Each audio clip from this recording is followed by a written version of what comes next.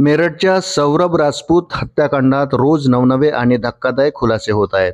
मुस्कान आणि तिचा प्रियकर साहिल शुक्ला यांनी सौरभ राजपूतची अतिशय क्रूरपणे हत्या केल्याचे पोलीस तपासात समोर आले आहे। दोघांनी हृदयावर चाकूने 3 वार केले, यामुळे सौरभच्या हृदयाचे 2 तुकडे झाले। त्यानंतर त्याचे धड शरीरापासून वेगळे करून हातपाय कापले।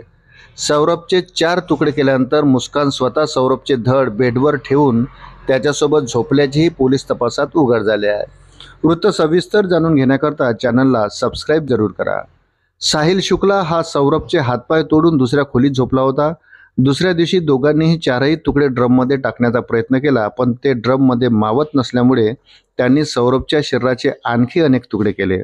मर्चंट नेव्हीमधील माजी अधिकारी सौरभ राजपूतच्या मृतदेहाचा पोलिसांनी पोस्टमार्टम केला। सौरभ राजपूतच्या छातीवर लांब ब्लेड असलेल्या चाकूने 3 वार केल्याचे समोर आले आहे। हे हल्ले मुस्काननेच केल्याचे सांगितले जात आहे। यानंतर साहिलने सौरभची मान कापली आणि त्यानंतर त्याचे हातपाय कापले। पोलिसांनी दिलेल्या माहितीनुसार हा गुन्हा केल्यानंतर दोघेही त्याच मृतदेहाजवळ बसून दारू पिऊ लागले। यानंतर सौरभचे धड बेडवर ठेवून मुस्कान झोपली।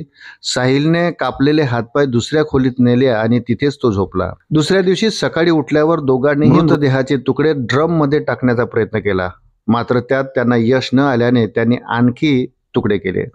त्यानंतर सर्व तुकडे एका ड्रम मध्ये टाकून सिमेंटने बंद केले। पोलिसांनी दिलेल्या माहितीनुसार पोस्टमार्टम रिपोर्टमध्ये सौरभ राजपूतच्या मृत्यूचे कारण शॉक आणि रक्तस्राव असल्याचे सांगण्यात आले आहे। पोस्टमार्टम करणाऱ्या डॉक्टरांच्या म्हणण्यानुसार मुस्कान आणि साहिल यांनी मृतदेहाचे तुकडे एका ड्रम मध्ये ठेवले, त्यावर थोडी माती आणि सिमेंट टाकून त्यात पाणी भरले। सिमेंट टाकल्यामुळे मृतदेह गोठला होता, आतमध्ये हवा येऊ शकली नाही, त्यामुळे मृतदेहाचे विघटन होऊ शकले नाही।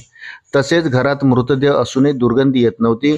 शवविच्छेदन गृहात कटरने ड्रम कापून मृतदेह बाहेर काढण्यात आल्याचे डॉक्टरांनी सांगितले। मर्चंट नेव्हीमधील नोकरी सोडल्यानंतर सौरभ लंडनमधील एका बेकरीमध्ये काम करत होता। 2 वर्षानंतर तो 24 फरवरीला त्याची पत्नी मुस्कानचा वाढदिवस साजरा करण्यासाठी भारतात परतला, परंतु पुढच्याच आठवड्यात मुस्कानने तिच्या प्रियकरासह त्याची हत्या केली।